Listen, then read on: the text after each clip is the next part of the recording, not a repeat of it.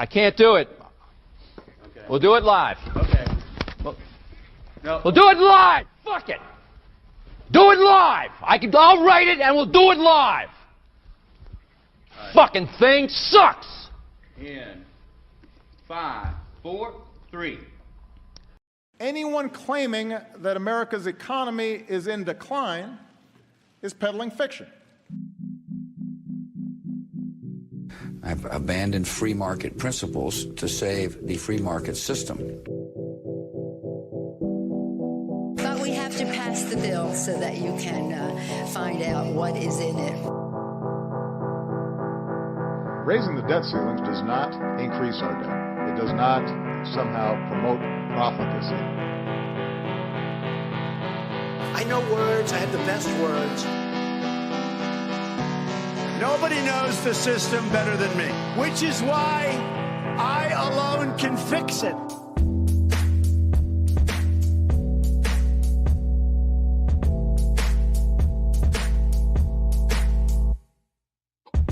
What's up, everybody? Happy Friday.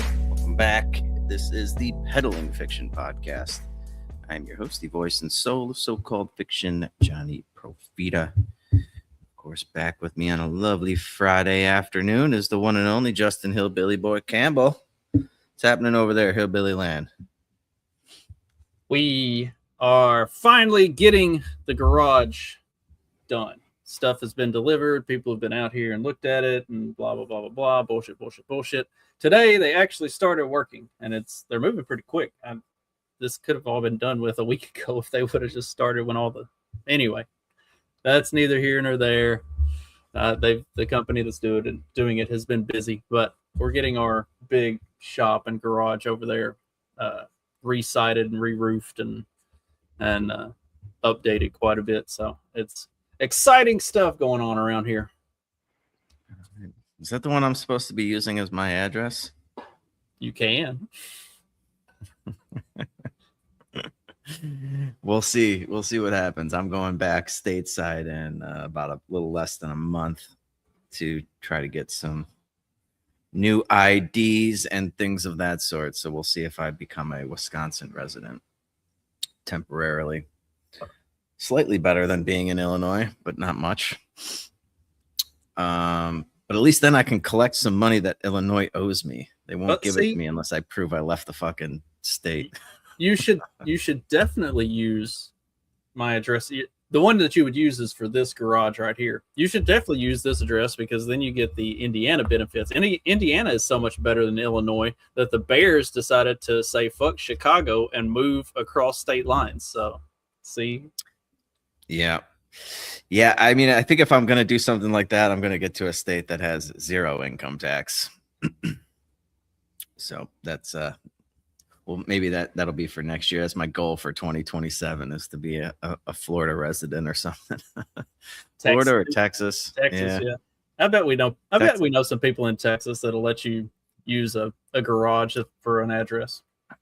Yeah, believe it or not, I have a couple of buddies that moved from either Chicago and or California to Texas. Imagine that. But yeah, I mean, I don't know why anybody would choose to live in a fucking, a state that has income tax versus one that doesn't. If you have, the ability to move without.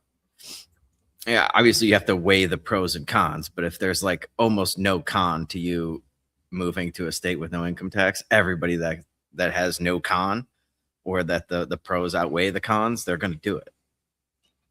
I don't think we actually talked about it the other day. I know I'd sent you the video, but I don't think we ever did talk about it. Mark Cuban talking about people moving from Chicago or California to Texas. Did we do the Mark? No, we didn't talk about it. No, I think we might have had him queued up as a potential retard of the week. And then we got to in the weeds on the actual retards of the week that we were talking about. Yeah, here's as long as your buddies who are moving from California and Chicago to Texas aren't trying to pull a Mark Cuban. My daughter just graduated from college and she was asking about living in LA. I'm like, you can't afford it, right? The taxes are insane. But going back just to the billionaire stuff, I think it's ridiculous. I think it's going to cost them more than they'll say. And look, people say, well, you're a billionaire, right?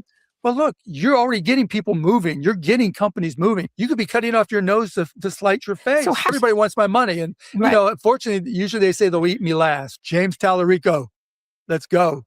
Oh, okay. Tell me. Yeah, I'm a big fan. I'm a huge Yeah, fan. I know you are. I think he's honest. He's trustworthy. He cares. What do you say then to those red voters? Do what's best for the state of Texas. Do what's best for your wallet. Do what's best for you, right? There's nobody in the same thing. My buddy who voted for Trump in 2016, I say the same thing to all these voters. You've been voting for Republicans all these years. What have they done for you? Yeah, you can't afford to live in LA. California is too expensive. They're taking all your money. But the best thing you can do if you're living in Texas is vote for the Democrat who's going to implement California style policies and will try to take your money and make things too expensive. Yeah. Yeah. Also, by the way, if you're just listening, that wasn't like Mark Cuban 5 years ago and then Mark Cuban today. That was the exact same fucking interview. I don't know how far apart those comments were, but they were within like the same hour that he was talking.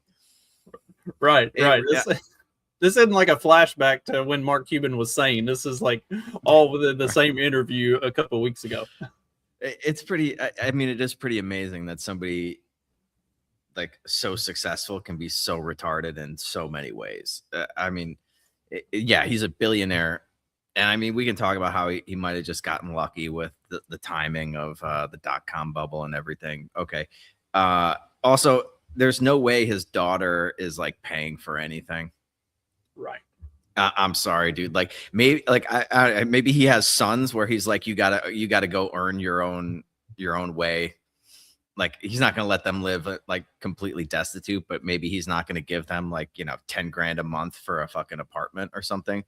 For their daughters, they absolutely will. They do, and they will. And I'm sorry, I'm just not buying the fact that his daughter can't afford to live anywhere because she doesn't have the money. Yeah, he's definitely taking care of her. Yeah. And by the way, I don't necessarily disagree with that.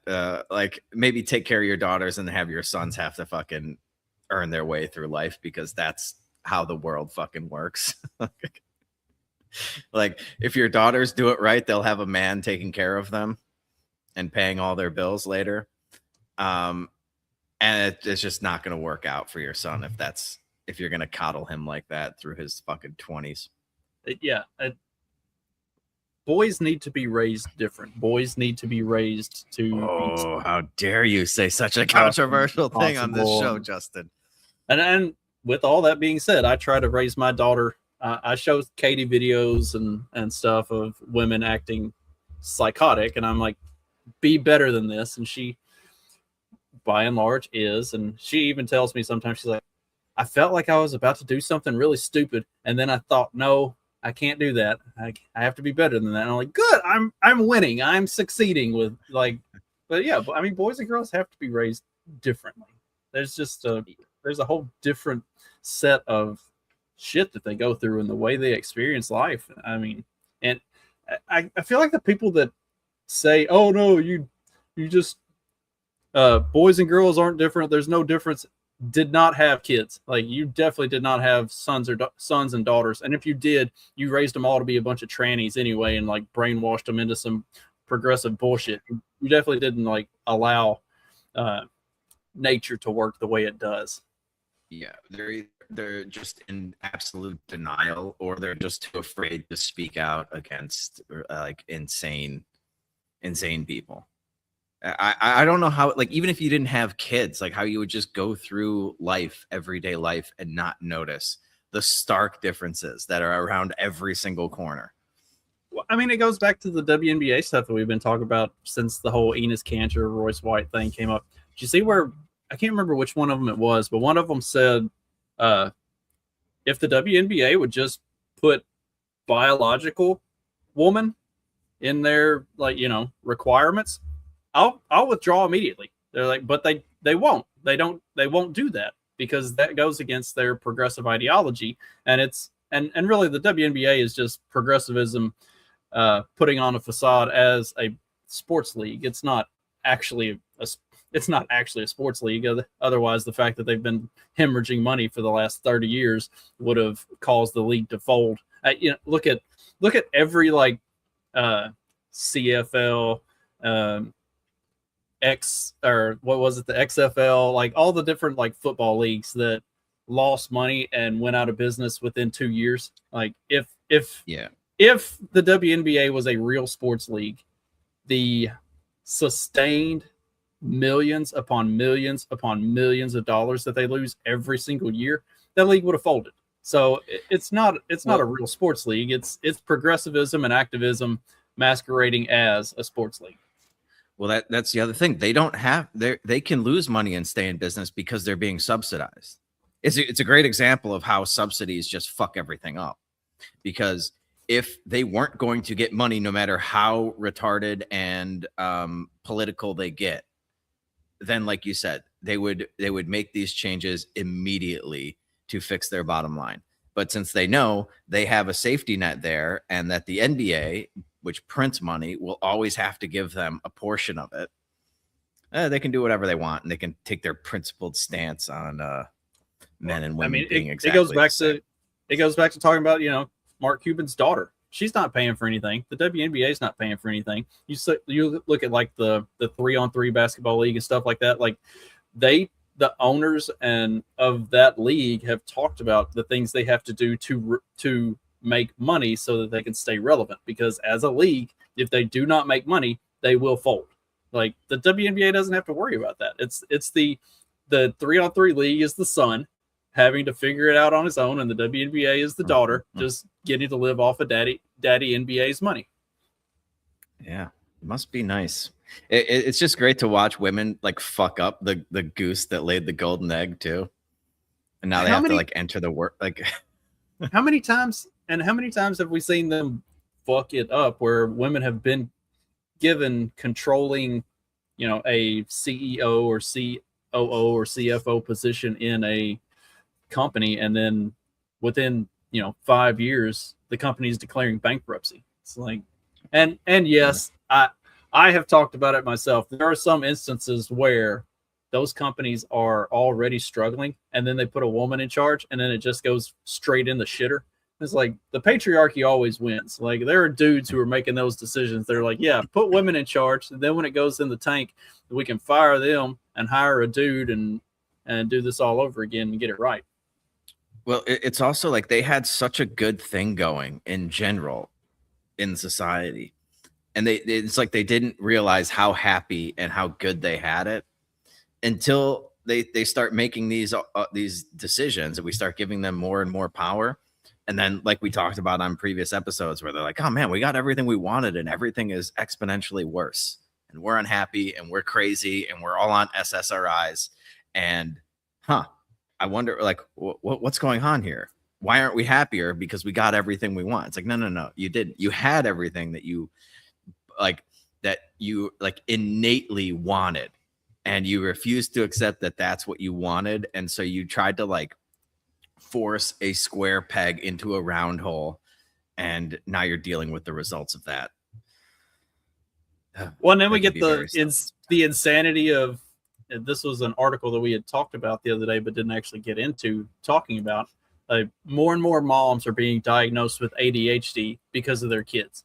ADHD is probably the most overdiagnosed bullshit disease that there is. And then on top of that, now because all these women are having to deal with kids with ADHD, now they are developing ADHD themselves. That's not how that works. It's not it's not like COVID. It's not contagious. You don't get ADHD because all of your kids have ADHD, unless we're saying it is like COVID in that it's completely fake and stupid and just being used to push some bullshit, like all the downers to keep kids from being kids.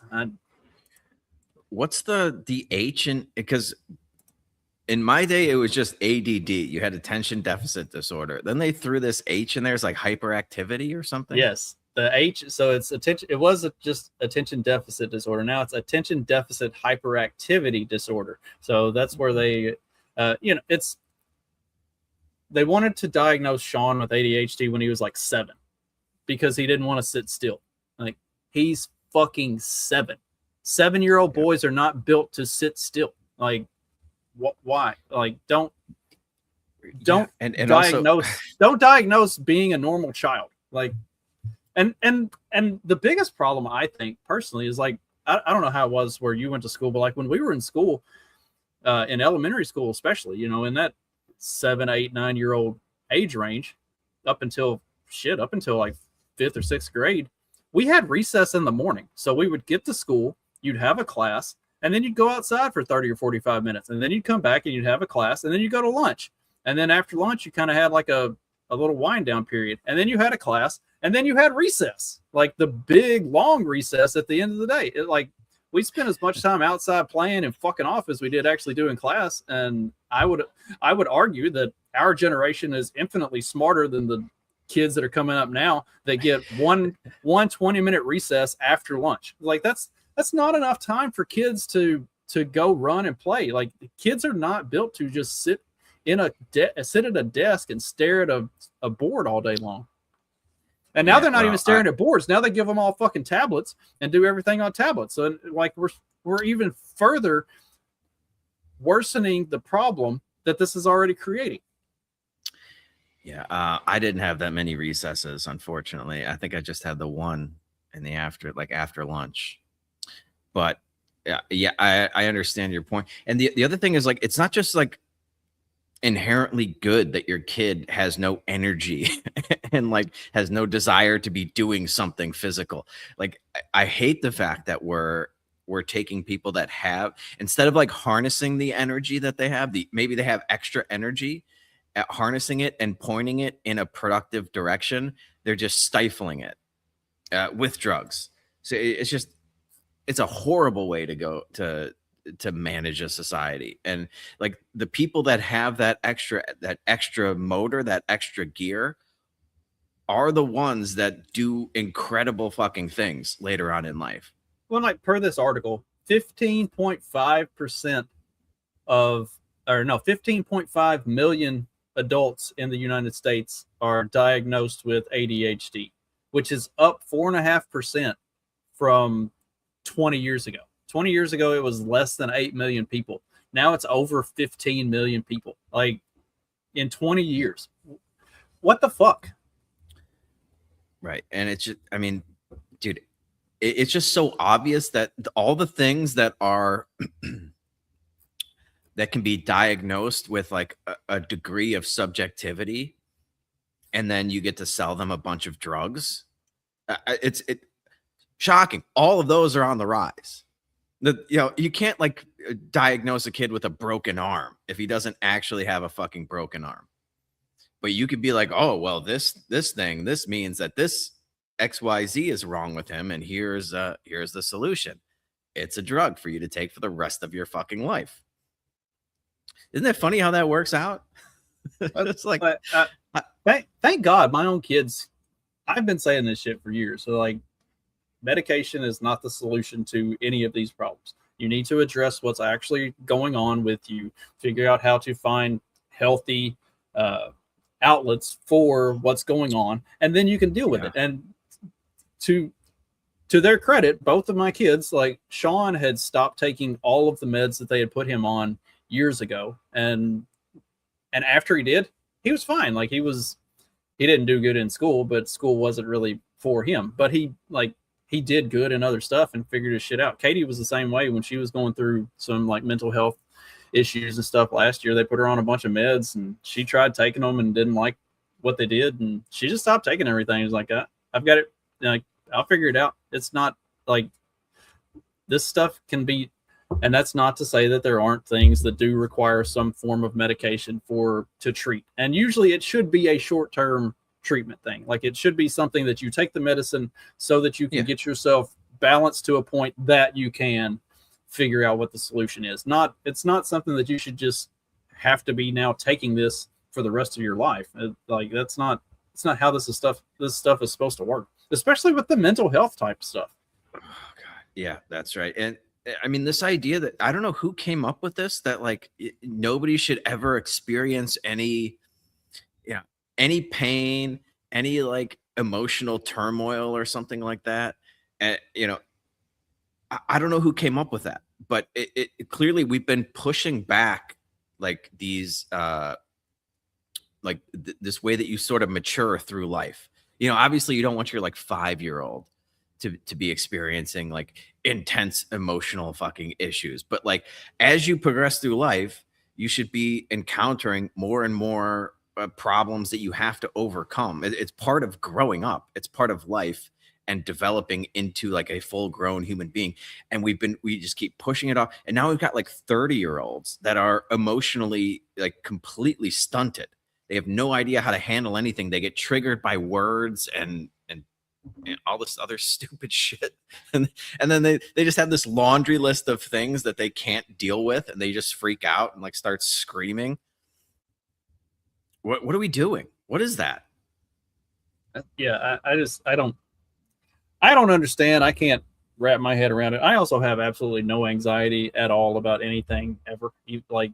Even with everything that I've had happen over the last year, I just don't do anxiety. Like life is gonna punch you in the face every now and then, and you have to decide how you're gonna fucking deal with it.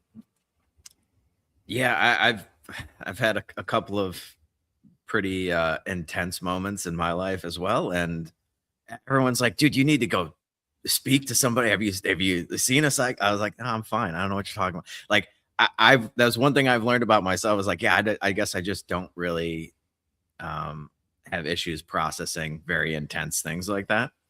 Not everybody's the same way, but like we shouldn't be coddling everybody for their entire fucking lives, trying to suppress it. We shouldn't just be sending people off to a therapist to put them on some medicine that's just going to suppress everything, like all of their feelings entirely, just because they have a traumatic or a hard thing that they go through in life. Like that's yeah, or it's fine. Like, yeah, I mean, even if it's not a hard thing, it's just like the kids there's too much pressure on grades and tests, so we're just going to get rid of grades and standardized testing. Did we talk about that? The University of Michigan was just like doing away with grades for incoming freshmen. It's like, what? I think we played at least one video where, and I remember the guy was like, yeah, he made a really good point about how we're just like anything that's like about life, we're just getting rid of it. And like, you know, dude, what else did they get rid of for the first like 2 years or something in college? It wasn't just grades, or was it grades? Or was it? I can't remember, because they're getting rid of every fucking objective measurement of something. Right. They're taking the already worthless college degree and making it even more worthless, because there's no standard of like what is success. What did they actually get from this? You don't have any metrics for it. They're getting rid of they got rid of standardized testing, and then there were a bunch of teachers that like, we need to bring back standardized testing. Oh, is that in California? Harvard or Stanford? Maybe it was Stanford. There was one of those big, you know, more considered more prestigious schools that they got rid of standardized testing scores as a metric for entry into the school. And now, like 2 or 3 years later, the university is like, yeah, we need to reconsider this, because they're basically just letting in a bunch of fucking retards who aren't cut out for college, and as a higher quality, you know, higher standard type of a university, they still do actually have some expectations of their students. Not like it was. Yeah, they're not going to be like the Michigan solution is like, well, now that we've gotten rid of standardized testing and let in a bunch of retards, now we have to get rid of grades for the first 2 years, because we just need to make it pass fail, because it's too stressful on them. And it's not even pass fail. It's like, what is it now? It's like either pass or repeat. Like they don't even call it fail anymore. Oh, they don't call it fail, because failure is too strong of a word. Yes, because fail has negative connotations. Not qualified or something. Yeah. Or didn't participate. Whatever fucking euphemism they came up with. And dude, I forget who I was listening to where it was like, it was like another teacher. He was like, yeah, my kids had like a lot of anxiety about tests. because we'd have like one or two, you'd have like 2 big tests every year. Right. And he was like, so I just started giving them a test every other week until they got used to it. Like, that's how you get over fucking things that scare you.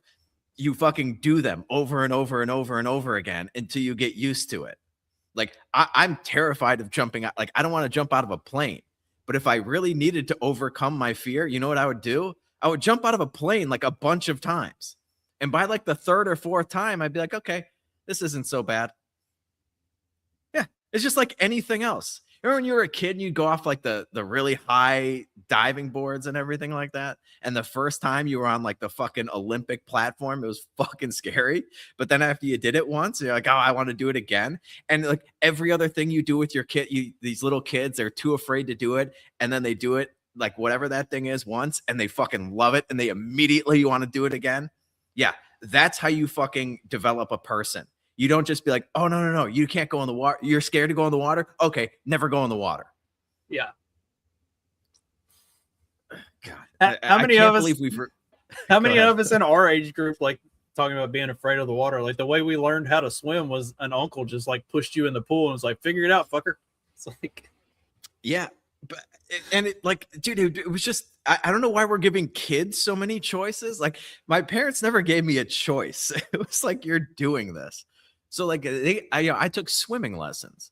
I don't remember if I didn't want to, if I want, like, I don't remember being afraid. I don't think I really was of water, but like, if I was, and I was like throwing a tantrum and crying about how I didn't want to go swimming and I was afraid, they'd make me do it.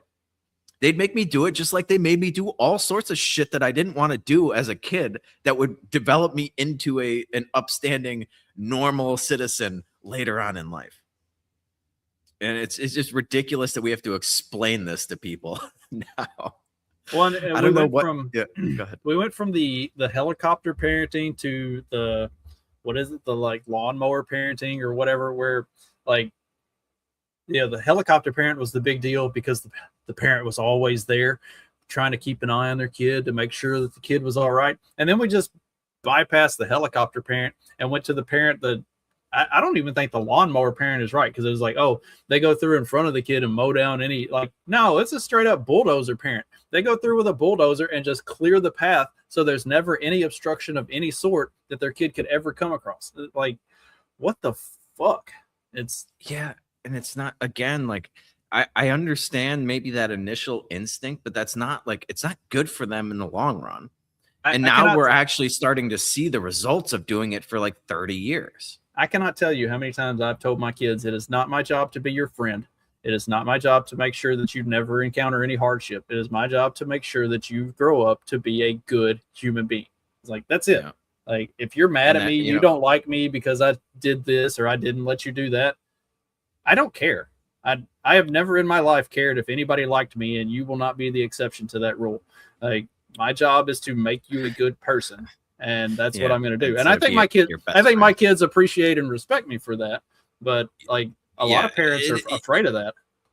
Right. And like in the moment, it's like, maybe you resent them or something. But especially when you get older and you look back, you're like, oh, man, I'm really glad that my dad wasn't just being my best friend all the time. Like, he was actually being a fucking parent. I was about to say, you hear these parents say, oh, I want to be my kid's best friend. Fuck that. I want my kid to have best friends of their own. Like, yeah, I never at any point felt like my dad was my best friend.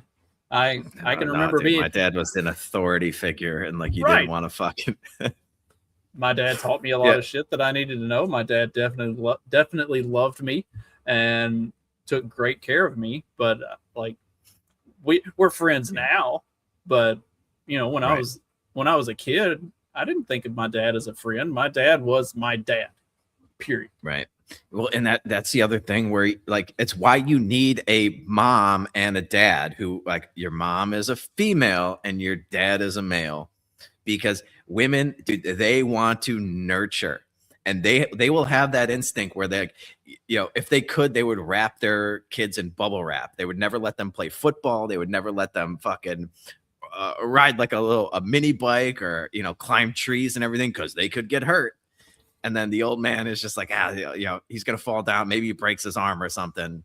Well, and it builds where character. you need mom with the nurturing side to be like, oh, his arm is actually broken. Where dad's like, shake it off, you're fine. Like, Yes. I actually It is a had literally perfect that. combination. Sean fell down some steps and broke his ankle. I was like, quit being a pussy, walk it off. And Stephanie was like, no, I think he's really hurt, and took him to the emergency room and was like, oh yeah, he has a broken ankle. It's like, oh well, I guess I was wrong on that. I still think he should have walked it off. I had a broken ankle and I tried to walk it off for 3 days before I finally realized it was, more serious than that. You didn't even give him a full 24 hours to try to walk it off. What the hell? Right. And I mean, there is a role for both of those, both of those parenting skills in the life of a child, but you can't have 100% of one or 100% of the other. It's got to be, a balance. And we've gotten rid of that balance. We've feminized fucking everything. And now we're dealing with generations of, stunted pussies. And now they're starting to even get positions of power and trying to make policy to shape the country. And goddamn, it's no wonder that the collapse is accelerating. Well, speaking of things collapsing. Very still. I'm working right now. This. Ouch! Oh, I'm sorry. Did my pen get in the way of your ass?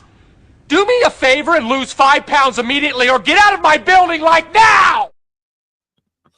We've got a morbidly obese Democratic congressional candidate who is currently under fire after the FEC records show that she spent $4,300 of campaign donations on tacos, cookies, and liquor over the past 4 months. Yeah, I thought this was pretty funny. Can you read some of those numbers for us? If they put her on a debate stage, I assume that the stage is going to collapse, because here's a picture of Katie. Yeah, she's gigantic, dude. So go back. So I like how they have a description for the cookies.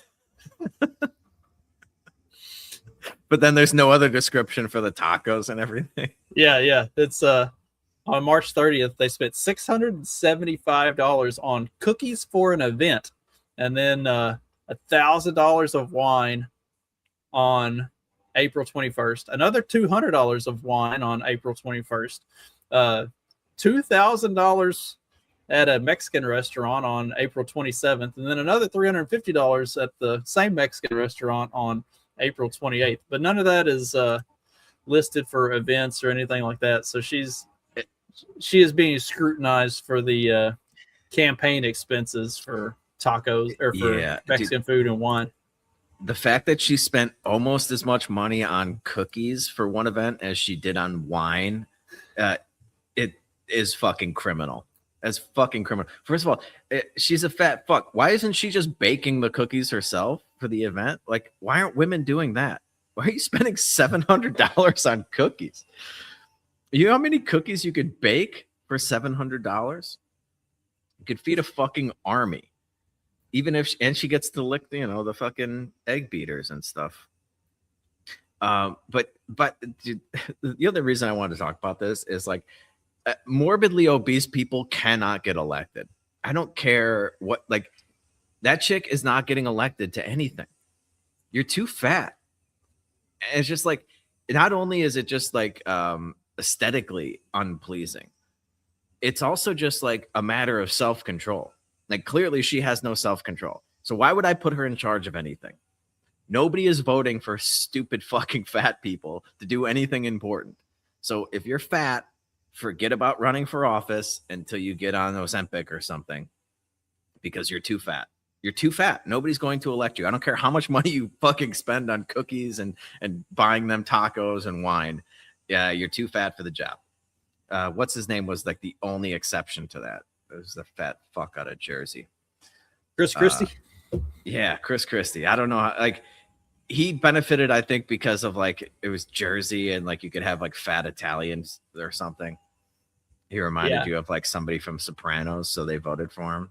Yeah, he played that up too for a long time. That was kind of his political persona. Like, yeah, he could get away with it by doing that. But yeah, I mean, being that fat in Texas, what the fuck?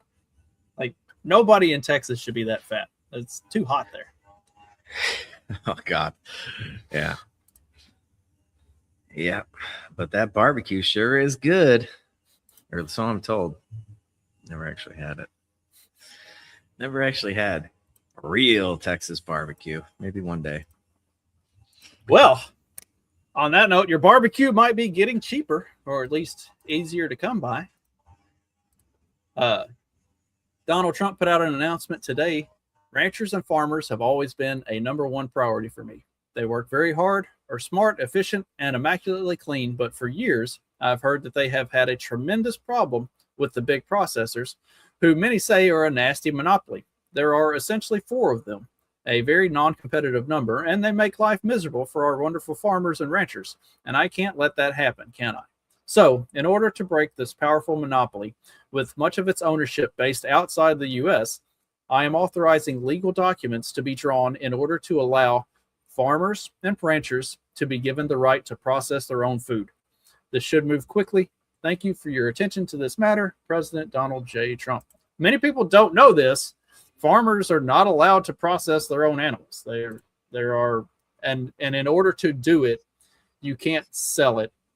And if you're going to sell it, there are a million legal loopholes that you have to go through, there's a bunch of tax filings and all kinds of, as a farmer or a rancher who raises cattle, chickens, hogs, whatever, you can process and sell your own meat, but there are so many loopholes that, or so much paperwork, so many legal loopholes that have to be jumped through, so much regulation on it that it's almost it disincentivizes farmers and ranchers from processing and selling their own food, their own meat. So if this goes through, and Glenn Beck had talked about this the other day, and it kind of seems like Trump is taking the Beck approach with this plan of allowing the farmers to actually have control over their own meat. This would be a huge step in the right direction. I know I have friends who raise and process their own chickens and hogs and stuff, and the way they have to go about doing it to sell it, and the way that you sell it, it's such fucking bullshit. This would do away with a lot of that over-regulation and allow meat production to be done by the people who actually handle the meat. And that's a win all the way around. Like you'll get the progressive retards who are like, oh, but then you just get poisoned food. It's like, yeah, because farmers have no interest in whether or not the food is good or bad. They're just trying to pump it out. But the processors, they definitely have an interest in pumping a bunch of extra bullshit and chemicals and everything else into it so that they can stretch the supply and make more money for less meat, and also make you unhealthy and fuck you over in the process. So yeah. Yeah, I mean, we have all these regulations already, and it's widely known now that all of our food is fucking poison. Like all of the stuff on the shelves, everything in the middle part of the grocery store is full of all kinds of fucking poisons. And then the stuff around the edges, like the fresh vegetables and stuff, if it wasn't full of poisons, they sprayed it with a bunch of poison before they fucking harvested it. So yeah, fuck that. And by the way, this is, he's like, there's only like 4 of these producers. Yeah. So this is again, just another government enforced monopoly, or at least government created monopoly, because like you said, it's because of all these regulations that there's only a small handful of these processing plants that are allowed, that can handle all of the processing of the meat. And so it literally takes a government official to be like, okay, we're going to loosen up. We're going to cut through some of this red tape to allow the market to function a little bit. And that should bring down prices. Isn't that amazing? Yeah. Yeah. So yeah, we'll see how this, we'll see how this goes with getting it through, and what all is involved in the I'm assuming it'll be an executive order, but however he goes about doing it, to see what all's involved in it and how much regulation this either cuts out or circumvents. It would be either way, it should be a net win to some extent. Yeah, and then of course, you know, watch closely for. Well, you won't have to watch closely. I'm sure the second anybody gets sick from anything that they ate, CNN will run a fucking expose on how because we loosened regulations, now somebody got E. coli. Yeah, never mind all the people that have just been shitting their brains out for the last 3 months because of lettuce that they've now just admitted they have no idea where it's coming from, what the problem is, or why it's making people sick. They're just like, yeah, you just got to live with, you know. See, I never have to worry about getting the like shit your brains out disease from eating lettuce because I objectively refuse to eat lettuce, period. So if you just give up all these garbage vegetables that are not healthy for you anyway and focus on only eating meat, it's the way to go. By the way, did you see that two people died of measles? Oh no. They've been pumping that up big time. So I saw this morning that they didn't release any other information. They said 2 people died of measles. They were unvaccinated. That was all they told you.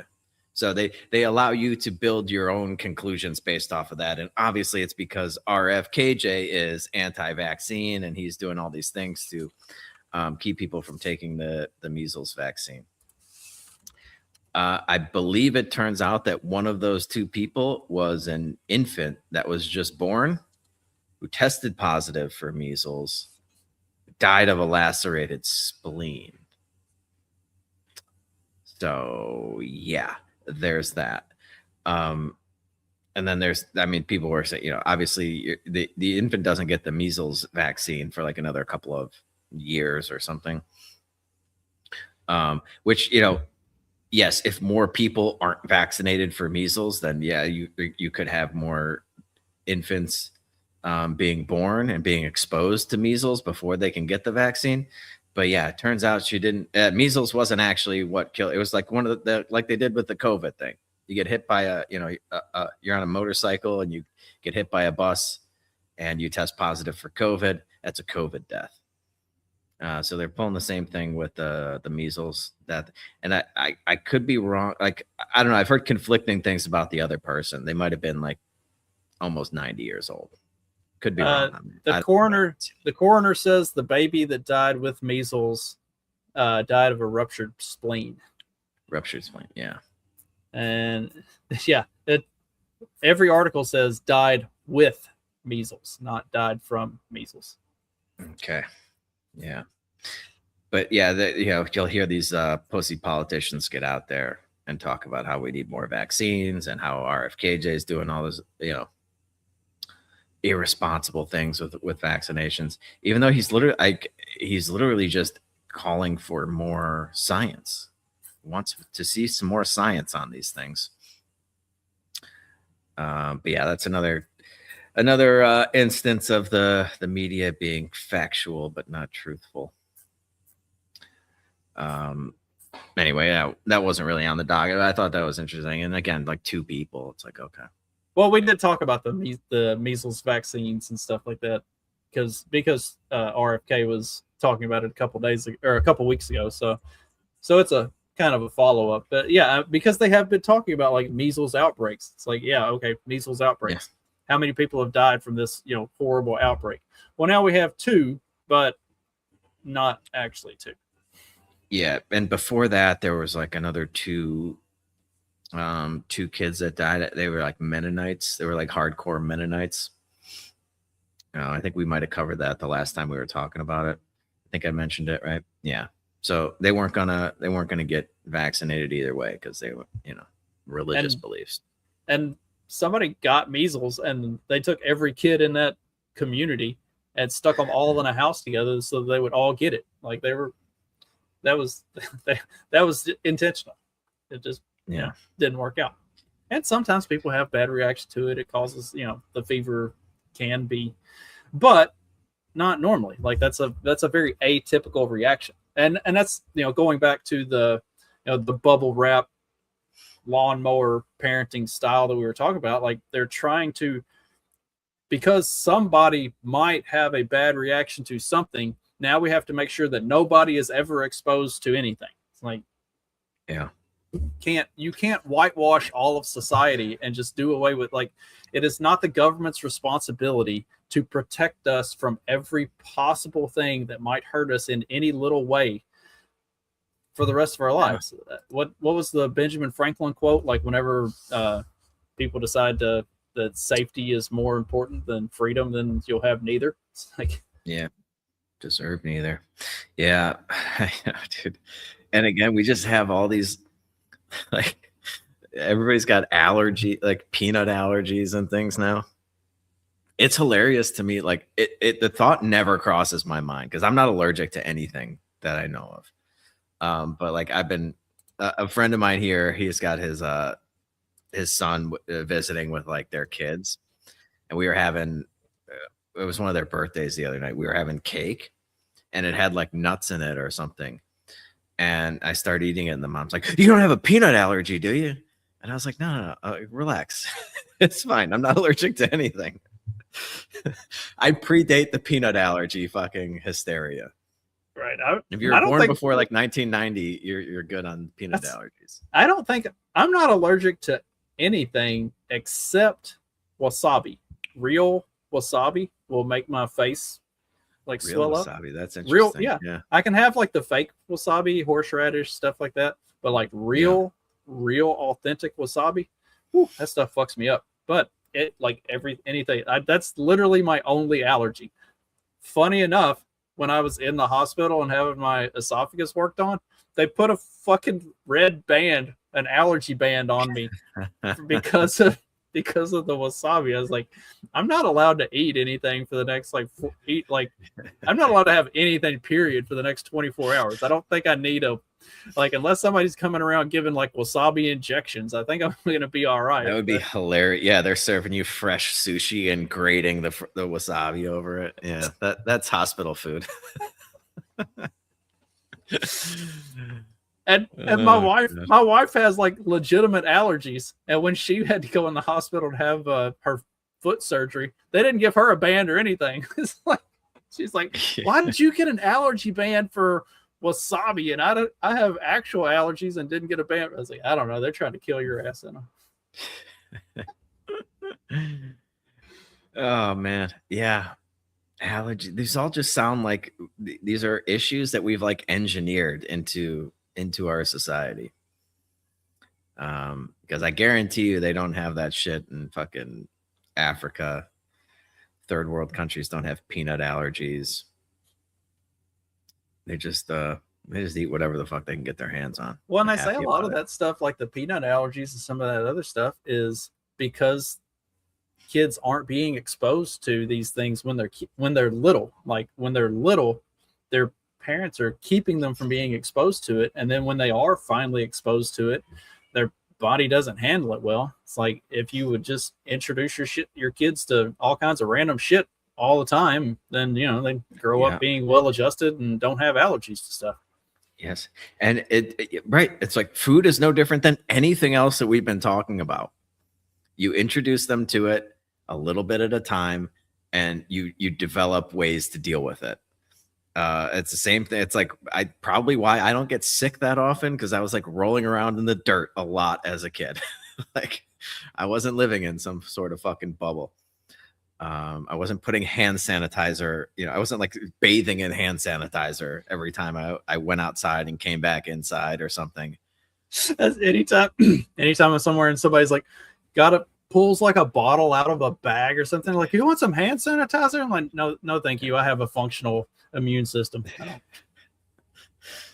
Yeah. Oh man. Anyway, I know you got to get out of here pretty soon, but we should. Oh, fuck yeah. Speaking of sanitation, maybe we should get out of here on the people of Spain fighting back, sanitizing their community. Yes, a large group of local men in Ceuta have just chased the invaders off of a beach and set fire to their belongings. They are the the people of Quetta are fighting back against the. I mean, it's an invasion. Like, did you see the videos of like? These are not women and children escaping from like. These are all like late teen to early 30-year-old men who are coming. So, yeah, by the tens of thousands. Yeah. Yeah. So they're running them off now. Aquí. Vamos a quedarnos por aquí. Lo que te decía Jesús antes, algunos de ellos. También otra sombrilla. Sí, lo que te decía Jesús antes, ahora lo he vuelto a ver en la imagen. Algunos de ellos llevan palos en las manos. Entiendo que la policía ha optado por quedarse allí. No sé si estas personas que tú lo ves mejor, que se están moviendo, están abandonando la playa o se están dirigiendo hasta otra zona de la playa, porque lo que no sé es dónde están las personas migrantes que estaban allí antes de que estos vecinos bajaran a la playa. There's another video I sent you that has them like chasing them, like ransacking one of their like tent communities too. They should put that on because there's not a lot going on here. Yeah, this is just videos of all of the. They're rounding up all of their shit and burning it for those who aren't watching the video. Like, yeah, and if you look in the background, there's just a bunch of tents and stuff that are. Yeah, and the guys who are doing this are just rounding up or gathering up all of the shit from the people that they ran off, and they're setting it on fire. Yeah, it's probably full of measles. Yeah, probably. I mean, typhoid blankets or whatever. Here's another video of them chasing them.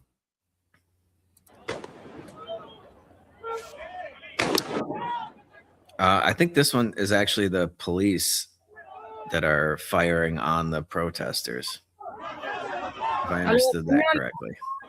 So the police who did nothing, the police who did nothing to stop the invasion are now trying to disperse the people who are trying to get the invaders out.